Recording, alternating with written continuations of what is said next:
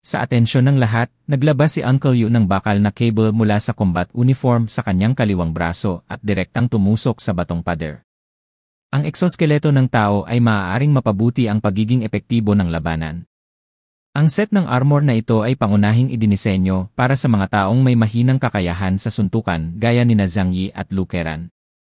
Pagkatapos suotin ito, ang bilis at lakas ay lubos na mapapabuti at iba't ibang mga armas at kagamitan ang built-in. Kahit na ilagay ito ng mahinang yang siya, magkakaroon siya ng mga theoretical na halaga na hindi bababa sa mga alien sa antas ng dama. At si Uncle Yu ang unang nag-eksperimento. Sa tulong ng kapangyarihan ng exoskeleton armor, maaari siyang magkaroon ng mas malakas na kakayahan sa labanan. Kasabay nito, responsable din siya sa pagtulong kay Lu Keran na mangolekta ng data para mas mapalakas ang armor. Itinaas ni Uncle Yu ang kanang kamay. Sa palad ng kanyang kamay ay isang pabilog ng nguso na maaaring magpaputok ng mga high-energy laser. Kasabay nito, isang 20 caliber mini rocket launcher ang lumabas mula sa balikat. Itinutok ni Uncle Yu ang laser cannon sa kanyang kamay sa mga alupihan na umaakyat sa ibabaw ng batong pader at nagsimulang manghuli ng mga ito ng tumpak. Ang auxiliary aiming function ng intelligent system ay maaaring gawing mas malakas ang kanyang combat effectiveness sa mga malalaking laban. Bang! Bang! Bang! Sa isang kisap mata, 5 o 6 na alupihan ang natusok ng mga kanyon ng laser at nahulog mula sa kailaliman. Ang labanan dito ay ikinaalarma ng grupo ng alupihan at kaagad na dose-dosenang pang-alupihan ang mabilis na gumapang dito. Uncle Yu took his time. Siya ay nag-eksperimento sa hanay ng baluti na ito ng maraming beses at ngayon ay napakahusay sa paggamit nito. I click! Bumukas ang likod ng armor at lumabas ang 6 na parang crab machine gun. Ang mga kanyon sa balikat sa kanyang mga balikat ay nagsimulang walang awa na nagpaputok sa mga alupihan sa pader ng bato. Dumagundong ang kanyon ng makina at matapos tamaan ang mga alupihan, mabilis na nabasag ang kanilang matigas na carapace at tumalsik ang berdeng dugo sa mga sirang katawan. Masayang tumawa si Uncle Yu, flexible na ginamit ang hook lock sa armor para mag-shuttle sa rock wall at pagkatapos ay kinatay ang mga alupihan. At ang ganitong uri ng estilo ng pakikipaglaban ay hindi maiiwasang maakit ang atensyon ng mga makapangyarihang nilalang sa tribu ng Earth Centipede. Hindi nagtagal, isang higanting individual na mahigit 10 metro ang haba ang lumabas mula sa grupo ng mga alupihan sa lupa.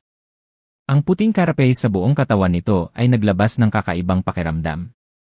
Ang matalim na tuka sa ulo nito ay iba sa ibang individual. 2 pala. Isang malaking pincer. Isa itong captain-level centipede at tinitingnan nito si Uncle Yu. Naramdaman din ni Uncle Yu ang napakalaking pressure na ito at itinutok ang kanyon ng laser sa kanyang kamay sa alupihan. Boom! Isang laser shot sa espasyo patungo sa alupihan, ngunit pinilipit nito ang katawan at naiwasan ito. Dose-dosen ang peres ng mga paa ang mabilis na umakyat sa batong pader at sumugod patungo kay Uncle Yu. Nararamdaman ni Uncle Yu ang napakalaking pressure. Ngayon siya ay lubos na umaasa sa baluti sa labanan. Kung nabigo ang mga armas tulad ng laser cannon at shoulder cannon, hindi niya direktang makakaharap ang mga kalaban sa antas ng kapitan. Sa kritikal na sandali, kumilos si Liang Yu. Tumalon siya mula sa likuran ni Hua Hua, at ang dragon sa kanyang kamay ay sumigaw ng tsiklang nang umalis siya sa kanyang katawan. Nagpaputok siya ng 2 kawit mula sa baywang ng kanyang unipormeng panglaban at isinabit ito sa batong pader na umindayog sa hangin patungo sa napakalaking alupihan sa lupa. Nakaraan. Sumigaw ang alupihan sa lupa at ang mga mata ni Liang Yu ay kasing talas ng kutsilyo. Isang agos ng asul na hangin na parang usok ang umapaw mula sa kanyang mga paa at buto, bumalot sa kanyang katawan na parang ulap ng usok, at dumaloy sa likuran niya. Bilang master ng martial arts, dalubhasa rin ni Liang Yu ang panloob at panlabas na mga kasanayan, na tinatawag ding ikibong sa martial arts. Ang mga taong nagsasagawa ng internal martial arts ay gagamit ng paraan ng pagmamasid sa panloob na eksena upang gabayan ang ki sa katawan, linangin ang kanilang moral na karakter, at palakasin ang kanilang katawan. Libu-libong taon na ang nakalilipas, may mga kigong practitioner sa Pekin Dynasty, at kahit sa modernong martial arts, ay may usapan tungkol sa kigong. Gayunpaman, sa pagtaas ng mga thermal weapons at pagbaba ng martial arts, kasama ng malupit na kondisyon sa pagsasanay, unti-unting nawala si Qigong. Bilang isa sa ilang martial arts masters sa modernong panahon, si Liang Yu ay nagsimulang magsanay ng martial arts sa edad na 3 at siya na lamang ang natitirang kahalili ni Qigong. Gayunpaman, pagkatapos ng 26 na taon ng masipag na pagsasanay, makakaipon lamang siya ng enerhiya upang patayin ang isang kandila 3 metro ang layo. Hindi niya maabot ang maalamat na estado ng enerhiya na umaalis sa katawan at nakakasakit ng mga tao. At ang larangan ng kakayahang kontrolin ang mga bagay gamit ang ki at pananakit ng mga tao gamit ang mga lumilipad na espada ay umiiral lamang sa malayong mga alamat. Minsang sinabi sa kanya ng ama ni Liang Yu na kung gusto niyang makamit ang hakbang na iyon, kailangan niyang magkaroon ng 200 taon ng pagsasanay sa martial arts. Nang dumating ang katapusan ng mundo, nagmutate ang katawan ng tao, at nakuha rin ni Liang Yu ang kapangyarihan ng maalamat na airbender. Gumamit ng mga saloobin upang i-activate ang ki sa katawan, ang ki ng mga pag-iisip ay umalis sa katawan, at ang mga lumilipad na espada ay maaaring makasakit sa mga tao. Ngayon siya ay isang tunay na martial arts master. Ibinuka ni Liang Yu ang kanyang manipis na labi at huminga sa hangin.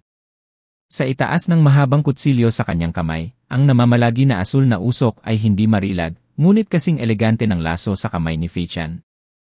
Ito ang pinakabagong kakayahan ni Liang Yu sa martial arts, Mind Ki Entanglement. Inikot ng alipihan na antas ng kapitan ang malaking katawan nito at sumugod kay Liang Yu. Ibinuka nito ang dugo ang bibig at akmang kagatin si Liang Yu sa dalawa. Tinitigan ito ng mga mata ni Liang Yu, walang anumang emosyon sa kanyang malamig na mga mata. Sa isang kisap mata pa lang, dumaan na ang dalawa at napuno ng asul na usok ang hangin. Ilang sandali pa, ang katawan ng higanteng alupihan ay tumama sa batong pader. Pagkatapos ay nag-click ang ulo nito at nahati sa kalahati mula sa gitna. Ang berdeng dugo ay tumalsik ng puff at dahan-dahang bumagsak sa lupa. Si Liang Yu, na may mabilis na mga mata at mabilis na mga kamay, ay ikinawit ang natitirang katawan nito gamit ang isang kawit. Para bang naramdaman niyang hindi komportableng dalhin ito sa kanya, hinugot niya ang isang kadena na bakal. Pinusok ito ng diretsyo sa alupihan, at pagkatapos ay ipinasok ito sa dingding ng bato. Isang captain-level centipede ang talagang tinuhog niya na parang sausage. Liang Yu at Uncle Yu are melee-type alien, at sa wakas ay makakasali na sila sa isang digmaan sa ganitong antas. Sabik silang ipakita ang kanilang lakas. Sa isang kisap mata pa lang, dumaan na ang dalawa, at napuno ng asul na usok ang hangin. Ilang sandali pa, ang katawan ng higanteng alupihan ay tumama sa batong pader. Pagkatapos ay nag-click ang ulo nito at nahati sa kalahati mula sa gitna. Ang berdeng dugo ay tumalsik ng puff at dahan-dahang bumagsak sa lupa. Si Liang Yu, na may mabilis na mga mata at mabilis na mga kamay, ay ikinawit ang natitirang katawan nito gamit ang isang kawit. Para bang naramdaman niyang hindi komportableng dalhin ito sa kanya, hinugot niya ang isang kadena na bakal. Pinusok ito ng diretsyo sa alupihan, at pagkatapos ay ipinasok ito sa dingding ng bato. Isang captain-level centipede ang talagang tinuhog niya na parang sausage. Liang Yu at Uncle Yu are melee-type alien, at sa wakas ay makakasali na sila sa isang digmaan sa ganitong antas. Sabik silang ipakita ang kanilang lakas. Gayunpaman, ang ilang mga tao ay tumingin sa malaking grupo ng mga alupihan sa lupa at sa sobrang takot ay nakalunok sila ng ilang subo ng laway. Umupo si Fatixu sa likuran ni Huahua na medyo nanghihina sa kanyang mga binti. Ngunit si Liang Yang ay nasa tabi niya, kaya kailangan niyang kumapit at huwag magmukhang mahiyain. Chunlei, ang galing mo. Sa tulong mo, magiging mas madali para sa lahat ang lumaban. Magilo na umiti si Liang Yang kay Fatixu. Nakangiting sabi ni Fatixu na hehe at napakamot ng ulo, ayos lang. Hindi ito masyadong magulo para sa akin. Yang, dito ka lang, poprotektahan kita. Sa oras na ito, isang hindi nasisiyahang boses ang nagmula sa ibaba. Niu. Namilog ang malalaking mata ni Huahua, na parang nagtatanong kay Fatixu, gusto mo bang ulitin? Malapit ang Huahua kay Fatixu at sa iba pa. Hindi ito nagmamadaling kumilos. Una, walang target na karapat-dapat sa pagkilos nito. Pangalawa, sinabi rito ni Zhang Yi sa panahon ng operasyon na ang prioridad nito ay protektahan ang mga kasosyo nito sa halip na magmadaling lumaban. Kung hindi, sa lakas nito, hanggat hindi gumagamit ng Epsilon-level ground centipedes ang kalaban, iba pang ground centipedes ang magiging afternoon tiyan nito. Medyo napahiya si Fatih Xu at mabilis na binago ang kanyang mga salita. Nandito kami ni Huahua para protektahan ka, kaya huwag kang matakot. Lalong lumakas ang ngiti sa mukha ni Liang Yang. Tiningnan niya si Fatih Xu na may mapagmahal na mga mata, ngunit sa sandaling ito ay bahagyang umiling siya. Lahat ay lumalaban at hindi ako makapagpigil. Kaya, mas mabuting pumunta ako at tumulong ng kaunti. Pagkatapos niyang sabihin iyon, tumalon siya mula sa katawan ni Huahua, bahagyang bumagsak sa hangin. Mula sa kanyang katawan, ang itim at pulang supernatural na kapangyarihan ay lumabas na parang mga laso, at pagkatapos ay pumulupot sa kanyang katawan. Nakatataas. Dapat may daan patungo sa Yaotai mula rito, at sundan ang asul na ibon sa langit. Please God! Ang espiritu ng kaguluhan ay nasa loob ko. Ako ang ina ng kidlat, at kinokontrol ko ang kulog. Bumulong si Qingyao sa mahinang boses, at ang isang sinag ng kidlat ay kumislap mula sa kanyang katawan, at ang kanyang malambot na mga mata ay biglang naging matalim. Siya ay lumundag, at ang malakas na agos ng kuryente ay sumunod sa kanyang anyo, na naging libu-libong matutulis na mga espada at naglalaslas pababa, na agad na nabasag ang malalaking bahagi ng mga alupihan sa lupa. Natigilan si Fatih Xu nang makita niya ang eksenang ito. Pagkaraan ng mahabang panahon, napalunok siya ng mariin at mapait. Akala ko noon, kaya kong magpakitang gilas sa harap ni Liang Yang ngayon. Sa hindi inaasahang pagkakataon, mas maganda siya kaysa sa kanya.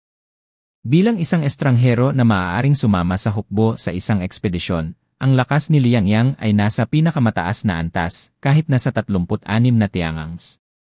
I fail to pretend to be nakakahiya. Naitatakpan lamang ni Fatih Xu ang kanyang kahihiyan sa pamamagitan ng pagtawa at pag-aalipusta sa sarili. Akala niya noon ay kaya niyang magpakitang gilas sa harap ng babaeng gusto niya, pero hindi niya inaasahan na mas magaling pala ito sa kanya. Ang mga dayuhan sa 4 na pangunahing rehiyon ay nagsimulang magpakita ng kanilang mahiwagang kapangyarihan at umatake sa tribo ng alupihan. Ang kanilang gawain ay upang maakit ang pansin. Pinakamainam na akitin ang ina at haring mga insekto ng alupihan sa lupa, at pagkatapos ay hayaan silang manghuli ng 4 na pangunahing puwersa. Kaya kumilos sila ng walang pag-aalinlangan. Ang mga taga-tiangang ang pinakahanda.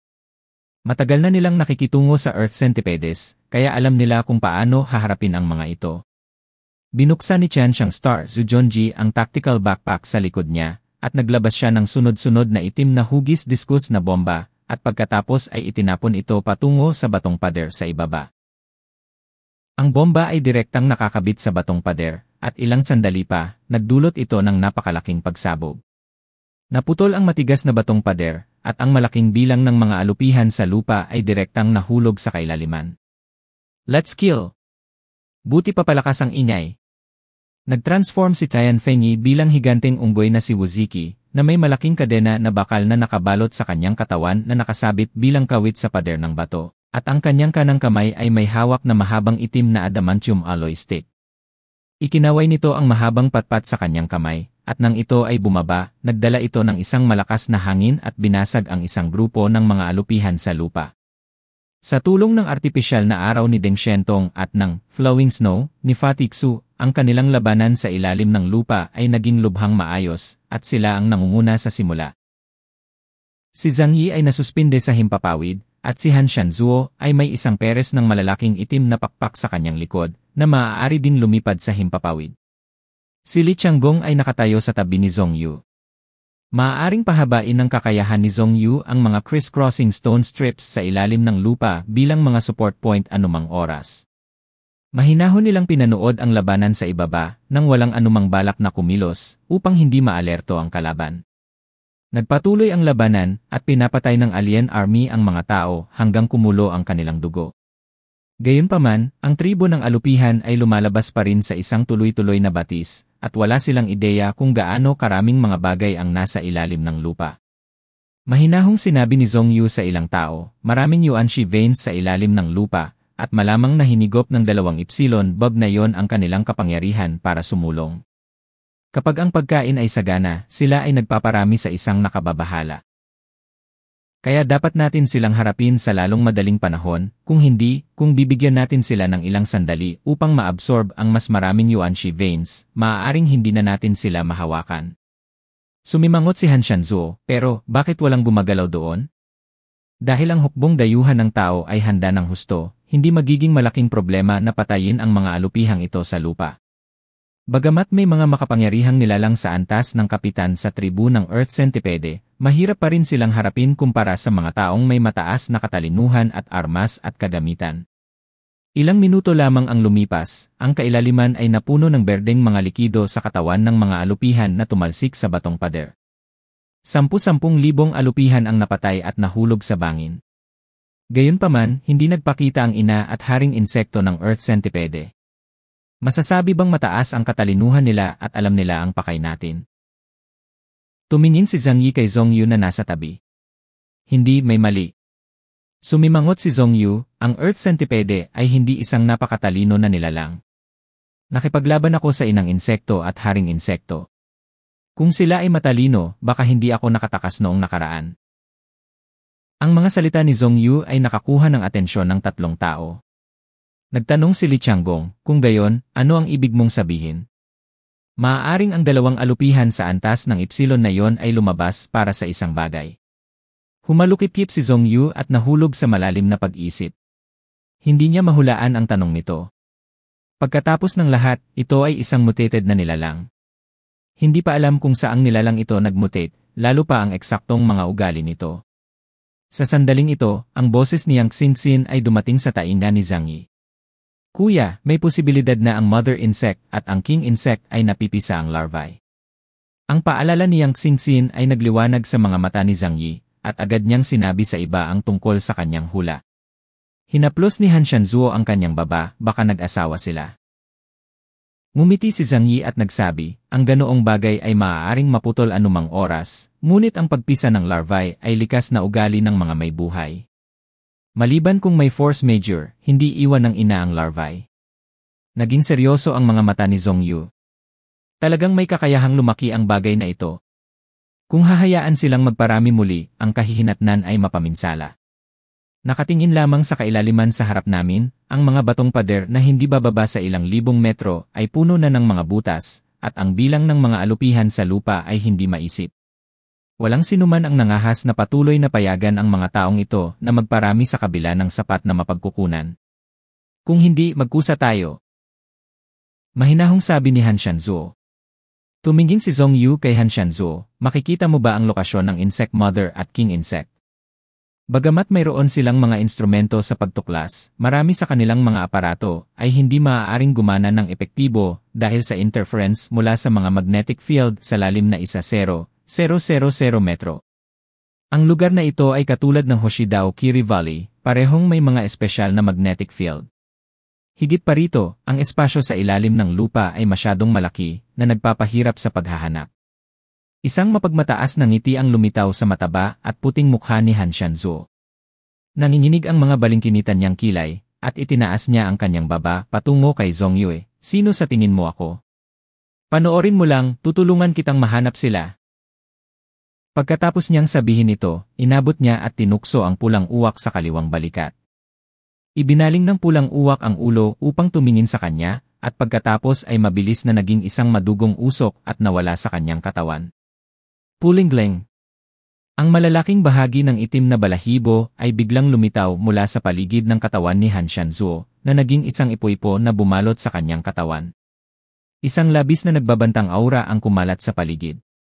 Nang makita ito, agad na dumistansya si Zhang Yi at ang iba pa kay Han Shanzuo. Ang disaster crow ay hindi isang mapalad na bagay. Ang sinumang nahawahan ng kanyang aura ay magdadala ng kasawian. Ang itim na ipo-ipo ay lumaki, at ang mga itim na balahibo sa buong kalangitan ay unti-unting namumuo sa isang malaking globo sa hangin at mabilis pa rin itong lumalawak. Quack! Isang sigaw ng isang matandang ibon na nagdulot ng panginginig sa likuran ay tumunog mula sa gitna ng itim na globo, at maging ang alien army na nakikipaglaban pa rin ay nakaramdam ng lamig na nagmumula sa likuran. Hampas! Ang itim na globo ay biglang sumabog mula sa loob, at isang pares ng malalaking itim na pakpak ang nakaunat patungo sa magkabilang panig. Umabot sa mahigit 200 metro ang haba ng pakpak. Kahit sa napakalaking kailaliman sa ilalim ng lupa, mukhang napakalaki. Inihayag ni Han Shanzuo ang kanyang alien form, isang malaking itim na uwak. Kwak kwak kwak. Tignan mo, mga matatanda. Si Han Shanzuo ay nagpakawala ng isang nakakamanhid na tawa. Ikinapak niya ang kanyang mga pakpak at hindi mabilang na itim na balahibo ang nahulog mula sa kanyang katawan. Matapos malaglag ang mga balahibo na yon, mabilis itong naging mga itim na uwak. Kwak kwak kwak kwak. Pinuno ng sigaw ng mga uwak ang kailaliman, at ang hindi mabilang na mga uwak ay mabilis na lumipad pababa, at pagkatapos ay lumipad sa lahat ng mga pader ng bato. Tinitigan ni Han Shanzuo si Zhang Yi at ang iba pa sa kanyang malalaking mata, at mahinahong sinabi, hahanapin ng aking mga anak ang inang insekto at ang haring insekto. Hanggat nahanap nila sila, mararamdaman ko sila sa lalong madaling panahon. Kaya, huwag kang mag-alala. Kwak kwak kwak. Malakas siyang tumawa sa pagmamalaki, ngunit sa hindi malamang dahilan, mukha siyang itik, kaya lalong hindi kaaya-aya pakinggan. Hindi mabilang na mga uwak ang lumipad sa mga kuweba sa pader ng bato. Hindi nila inatake ang mga alupihan, ngunit lumipad lamang ng mas malalim sa mga kuweba. Ang mga kuweba dito ay umaabot sa lahat ng direksyon, ngunit ang pinagmulan ay dapat na mula sa pugad ng alupihan sa lupa. Ang kailangan lang gawin ni Zhang Yi at ng iba pa ay maghintay sa tugon ni Han Shanzuo. Makalipas ang halos 10 minuto, isang galit na sigaw ang biglang dumating mula sa ilalim ng kalaliman. Numiiyak! Nagliwanag sa tuwa ang mga estudyante ni Han Shanzuo, nahanap ko na. Sa larangan ng pangitain nito, nakita nito ang isang malaking kuweba sa ilalim ng lupa. Ito ay tila isang puwang na inukit sa kalaliman ng lupa, tulad ng isang maliit na simboryo, kasing laki ng daan-daang mga football field. May mga puting itlog sa lahat ng dako sa loob, at ang inang uod ay nakapulupot sa gitna ng mga itlog. Naman, gaya ng sinabi ni Zhang Yi, ang ina ng insekto ay nagpapapisa ng larvae. Nahanap ko ang insect mother. Sabi ni Han Shanzuo na may naiinip na tingin sa kanyang mga mata, gawin natin ito ng mabilis. Huwag hayaang mawala ito. Nais ng lahat na makuha ang pinagmulan ng dayuhan na hayop, ngunit sinusubukan ng 3 tao na kunin ang 2 pinagmulan. Kaya syempre kung sino ang mauna. Walang kamalay-malay na pinindot ni Li Changgong ang mga hawakan ng 2 mahabang kutsilyo gamit ang kanyang kaliwang kamay. Okay, kung gayon ano pa ang hinihintay natin? Sandali lang. Pinigilan sila ni Zhang Yi, inang insekto lang ba ang nahanap nyo? Mayroong 2 antas ng ipsilon na alupihan sa ilalim ng lupa, ngunit ang ina lamang ang natagpuan. Kaya't nasaan ang mas makapangyarihang king insekto? Kumunot ang noo ni Han Shanzuo, hindi pa namin ito nahahanap. Pero habang hindi sila magkasama, ang pagpatay muna sa ina ng insekto ang pinakamagandang pagpipilian. Si Zhang Yi ay hindi kailanman lumalaban sa isang hindi handa na labanan. Naisip niya na lubhang hindi matalinong maglunsad ng isang pag-atake nang padalos-dalos nang hindi matukoy ang lokasyon ng king insect. Tinuro niya ang alien army sa ibaba. Kung pupunta tayong lahat para patayin ang insect mother, sa tingin mo ilan sa kanila ang mabubuhay kung mapatay ang king insect? Ayon sa pagtatasa ni Sheng Jing, ang index ng kakayahan ng king insect ay kasing taas ng 1,800 puntos. Sa mga taong naroroon, walang nakatitiyak na mapapanalo nila ito sa one-on-one na labanan, lalo pa sa ilalim ng bangin, ang tahanan nito. Kahit na kailangan nilang labanan ang 3 laban sa 1 upang magkaroon ng mas malaking tsansa na manalo. Kung aatakehin ng king insect ang alien army, kakaunti ang mabubuhay. Sinabi ni Li Changgong, sinasalakay namin ang inang insekto. Kung malapit ang king insect, tiyak na darating ito upang sumuporta sa lalong madaling panahon. Isang panunuya ang lumitaw sa sulok ng bibig ni Zhang Yi. Siya ay hindi isang sugarol at hindi nagsusugal sa mga logro. Sa tingin ko, hindi na kailangan. Para harapin ang isang kusang insektong ina, sapat na ang 2 tao. Hindi na kailangang mag-all out. Naririto pa rin sina Huahua, Liang Yu at ang iba pa, at hindi payag si Zhang Yi na mahulog ang kanyang mga tao sa isang mapanganib na sitwasyon. Ang matatag na karakter ni Zhang Yi ay kinikilala ni Zhong Yu. Sinabi rin niya, sa katunayan, kailangan nating maging handa para sa king insekto, at hindi na kailangan para sa 4 na tao na kumilos ng sama-sama upang harapin ang inang insekto. Napataas ang kilay ni Han Shanzuo, kung ganoon, dito ka na lang magbantay. Lalabas muna ako. Pagkatapos niyang magsalita, ibinuka niya ang kanyang mga pakpak at mabilis na sumugod pababa. Nanguna si Li Changgong at nagsabi, "Maaari kang manatili, pupunta ako at haharapin ang ina ng insekto sa kanya." Sapat na ang dalawang tao. Naabutan niya si Han Shanzuo sa ilang iglap at ang dalawa ay sumugod sa pugad kung saan naroon ang ina sa ilalim ng lupa. Parang natatakot sila na maagaw ng iba ang kanilang credit. Hindi kumibo si Zhang Yi at nanatili pa rin sa kinaroroonan niya. Namangha si Zhong Yu nang makita niya ang eksenang ito. Iyan ang pinanggalingan ng Epsilon-level beast. Ayaw mo bang makuha? Mahinahong sinabi ni Zhang Yi, ang matatalinong negosyante ay limitado lamang ang kinikita. Sila ay mga sugarol, ngunit ako ay hindi. Umaasa siyang magtatagumpay ang dalawang lalaking ito sa pagpatay sa ina ng insekto. Kung tutuusin, para kay Zhang Yi, ang pagkumpleto ng misyon na ito at pagpayag na mamina ng maayos ang mga ugat ng Yuan Stone ang kanyang pinakamalaking layunin. Kahit hindi mo makuha ang source ng Epsilon, makakakuha ka pa rin ng 0% more Yuan Stone veins para wala kang mawawala. Tumingin si Zhong Yu sa binata sa tabi niya at hindi maiwasang magtanong. Gayunpaman, may hidwaan sa pagitan niyo ni Gao Chen. Kapag nakuha niya ang pinagmulan ni Epsilon at lumakas, ayon sa kanyang ugali, hahamunin kanyang muli. Ngumiti si Zhang Yi nang hindi sumasang-ayon, at pagkatapos ay sinabi sa isang banayad, ngunit may kumpiyansang tono. Kahit gaano pa siya kalakas, hindi niya ako matatalo. Alam na ni Zhang Yi ang mga kakayahan ni Li Changgong. Maliban kung ang lakas ni Li Changgong ay lubos na bumuti, wala siyang magagawa kay Zhang Yi. Kung hindi ka manalo, tumakas ka na lang at iyon na. Tumingin si Zhong Yu kay Zhang Yi, na may mapagpahalagang ngiti sa kanyang mga labi, at tumango ng palihim. Sobrang hinangaan niya ang karakter ni Zhang Yi. Napatingin silang dalawa sa labanan sa ibaba at walang balak na kumilos. Ang pambihirang misyon na ito ay isang magandang pagkakataon para sa kanila na manghuli ng malalakas na alien beast at makuha ang kanilang mga pinagmulan. Hindi pupunta sina Zhang Yi at Zhong Yu para kunin ang mga bagay na yon mula sa kanila. Malamang dudurugin ng dalawa ang mga alupihan na yon kung gumawa sila ng kaunting aksyon.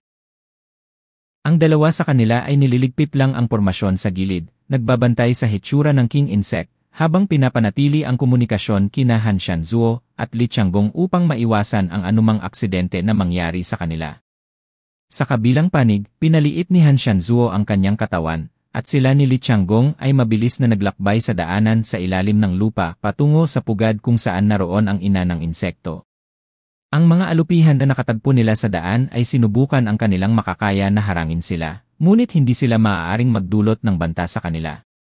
Makalipas ang ilang minuto, naglakad ang dalawa sa mahabang lagusan at nahulog sa isang malaking espasyo sa ilalim ng lupa.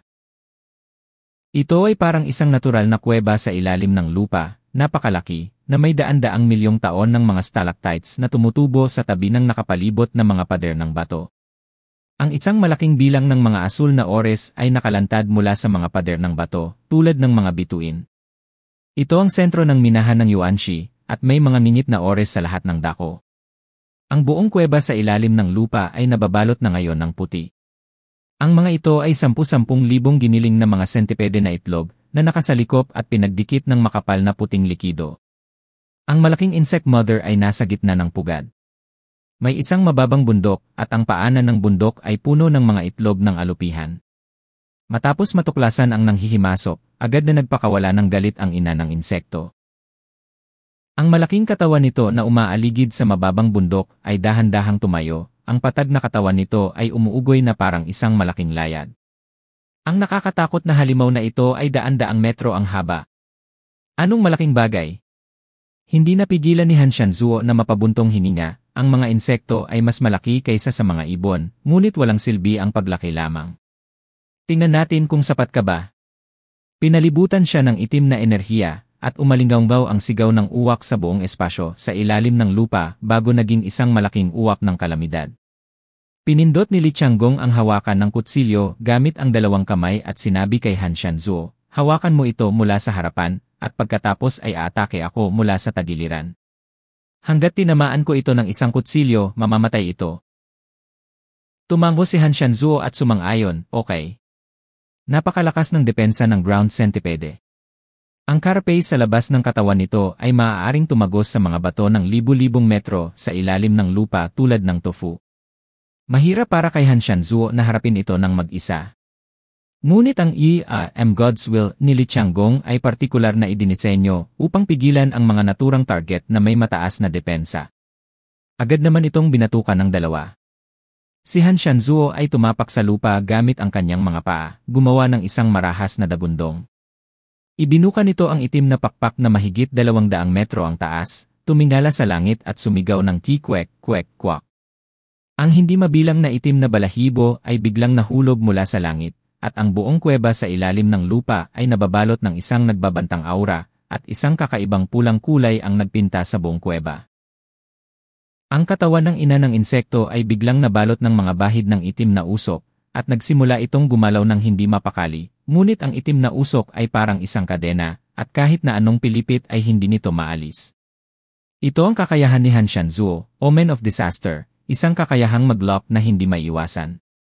Ang sinumang nababalot ay sasalot ng kasawian, at ang kanyang sariling mga kilos ay lubhang paghihigpitan. Kaluskos. Pinaikot-ikot ng ina ng insekto ang kanyang malaking katawan, at ang carapace sa kanyang katawan ay gumawa ng malutong na tunog. Malakas itong yumanig, at sa pagitan ng friction at impact ng carapace, isang invisible shock wave ang lumabas mula sa katawan, kumalat patungo kay Han Shanzuo at Li Changgong sa isang iglap.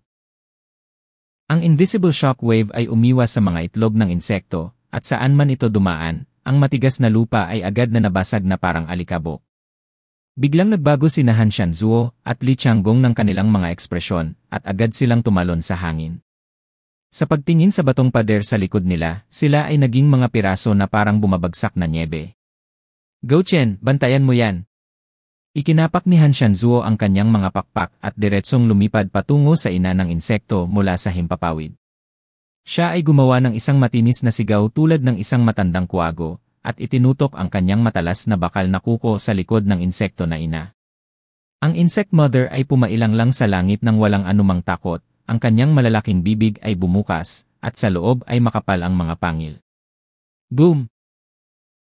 Nagsalpukan ang uwak at ang ina ng insekto, at ang banggaan sa pagitan ng dalawang higanting nilalang ay nagdulot ng nakakatakot na bagyo, na nagbasag ng malalaking bahagi ng nakapalibot na mga itlog ng insekto.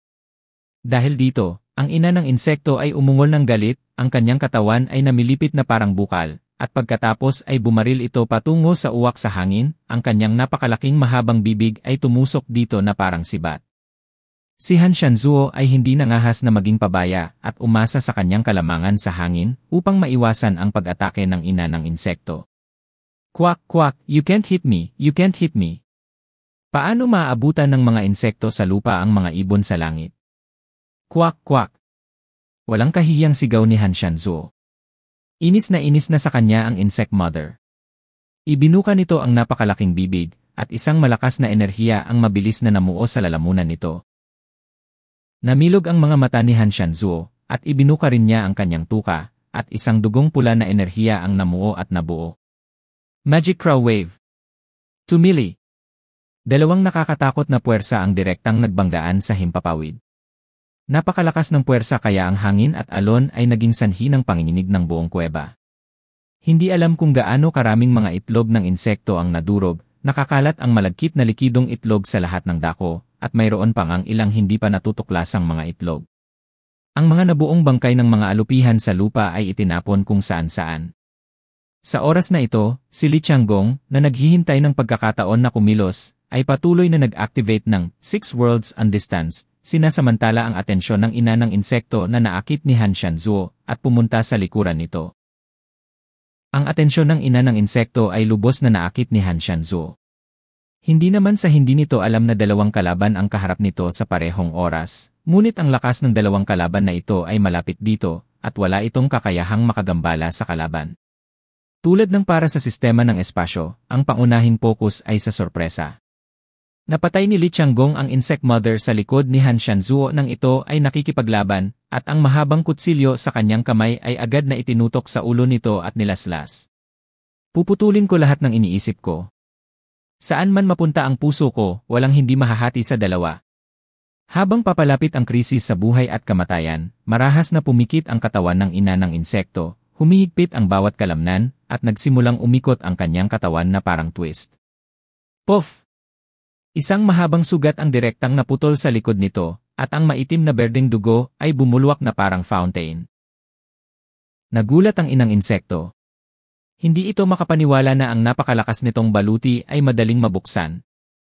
Habang iniikot nito ang katawan para umiwas, hinampas nito ang buntot patungo kay Li Tianggong. Hindi tanga si Li Tianggong. Hindi niya nakayanan ang nakamamatay na ganting atake ng ina ng insekto. Matapos magtagumpay sa pag-atake, agad siyang nakatakas 1,000 metro ang layo. Dumaloy ang nakakakilabot na dugo mula sa sugat ng ina ng insekto, at nagkatinginan sina Han Shanzuo at Li Tianggong at mumiti. Kung ito ay isang labanan sa pagitan ng mga dayuhan o mga hayop na may katulad na mga antas, kung gayon sa isang dagdag na katulong, ang resulta ng labanan ay magiging ganito at madali silang madurog. Dahil maaari itong magtagumpay ng isang beses, kung sinubukan mo ito ng ilang beses, tiyak na mamamatay ang insect mother. Bago pa man maging masaya ang dalawa, napaungol ang ina ng insekto, at ang nakakatakot na sugat sa likod ng kanyang leg ay naklamp ng mga kalamnan, at pagkatapos ay mabilis na gumaling. Lumaki ang kulay abong laman na parang pinalamanan na bula, at ang mga sugat nito ay talagang gumaling. Super bilis ng pagbabagong buhay. Nagdilim ang mga mata ni Li Tianggong at Han Shanzuo. Ang halimaw na ito na naninirahan sa kalaliman ng lupa ay talagang napakalakas. Halika ulit! Hindi mag-aaksaya ng oras ang dalawa dito. Dapat nilang samantalahin ang pagkakataon na patayin ang insect mother kapag nag-isa ito. Sinabi ni Li Tianggong sa kanyang sarili na may malamig na mga mata, hanggat sa oras na ito, kung ang aking kutsilyo ay pumutol ng 1 metro, maaari kong putulin ang leg nito. Tumikim si Han Shanzuo, at napuno ng itim na hangin ang buong kuweba sa ilalim ng lupa. Binalot ng signs of disaster ang buong katawan ng insect mother. Siya ay bumangon sa himpapawid, at pagkatapos ay biglang lumusob patungo sa ina ng insekto, na nagbabalak na ulitin ang parehong panlilinlang. Pero sa pagkakataong ito, halatang mas matalino ang insect mother. Malamig itong tumingin sa kanyang kalaban, at sa halip na pumili ng isang paghaharap, mabilis itong humiga sa lupa at mabilis na lumangoy. Ha? Gusto mong tumakas? Saan ka tatakas? Tumawa ng malakas si Han Shanzuo, ibinuka ang kanyang mga pakpak, at hinabol siya ng malaking itim na figura mula sa langit. Si Li Tianggong ay patuloy na nag-teleport mula sa gilid, na nalampasan ang pag-urong ng ina ng insekto. Kung papayag silang dalawa na makatakas ang inang insekto ngayon, malaking biro iyon. Malakas na sigaw ng inang insekto habang tumatakbo palayo. Agad na naunawaan ni Han Shanzuo at Li Tianggong na humihingi ito ng tulong. Hindi, kailangan nating patayin ito ng mabilis. Si Han Shanzuo ay sumigaw ng yukwak, at tulad ng isang fighter jet, ang kanyang napakalaking katawan ay lumundag pababa patungo sa insect mother sa lupa, tulad ng isang agila na nambibiktima ng mahahabang insekto. Ang ulo ng inang insekto ay nagmamadaling bumaba, tulad ng pagbabarena sa putik, pagbabarena sa napakatigas na suso ng bato, at ang buong katawan ng insekto ay binarena. Boom! Si Han Shanzuo ay diretsong sumisid pababa, ang kanyang ulo ay tumama sa lupa nang hindi bumabagal. Ang kanyang tuka ay madaling makalusot sa mga underground rock formations. Sa isang suntok lang, nabasag ang buong lupa na parang sapot ng gagamba. Ang lupa at bato na 10,000 metro ang lalim sa ilalim ng lupa ay sobrang siksik, maihahambing sa ginto at bakal, ngunit hindi nila nakayanan ang epekto ng antas ng Ipsilon. Nabasag ang lupa, at ang katawan ng ina ng insekto ay biglang lumitaw mula sa mga durog na bato. Ang baluktot na katawan nito ay parang bukal, at bumaril ito patungo sa leeg ni Han Shanzuo, at sabay na ibinuka ang malaking bibig nito. Biglang lumiit ang mga mag-aaral ni Han Shanzuo. Hindi niya akalain na parang tumatakas ang insect mother, pero gumamit talaga ng kutsilyo. Kung nakagat siya nito sa pagkakataong ito, malamang nabali ang leeg niya. Dali-dali niyang inikot ang kanyang leeg upang maiwasan ang nakamamatay na suntok, ngunit isang mahabang sugat ang nabuksan sa kanyang tagiliran ng parang talim na katawan ng ina ng insekto. Ang mga pupils ni Han Shanzuo ay kumikislap na may dugo, binuksan din niya ang kanyang tuka, at sinipa ang katawan ng ina ng insekto. Ang hindi masisirang carapace ay nabasag ng magkapira-piraso ng tuka ito ng kanyang tuka. Habang nakikipag-away si Han Shanzuo sa ina ng insekto, hinabol na siya ni Li Changgong at muling ibinato ang kanyang espada. Nais pa ring makatakas ng ina ng insekto, ngunit hinawakan siya ni Han Shanzuo gamit ang kanyang malalaking kuko, at ang sumpa ng Omen of Disaster ay naging dahilan upang hindi siya makagalaw.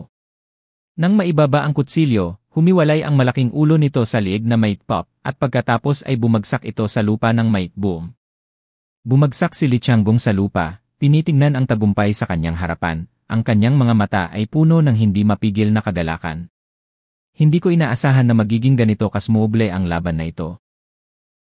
Hindi niya maiwasang mapabuntong hininga, ang mga insekto ay mga surot lamang. Kahit na ang mga mababang hayop ay nakakuha ng mahusay na kapangyarihan, wala silang karunungan upang karibal ang mga primata ng lahat ng bagay. Ipinakita ni Han Shanzuo ang kanyang mga ngipin at sinabing, "Madali lang ang sinabi mo, ngunit muntik na akong mawalan ng bituka."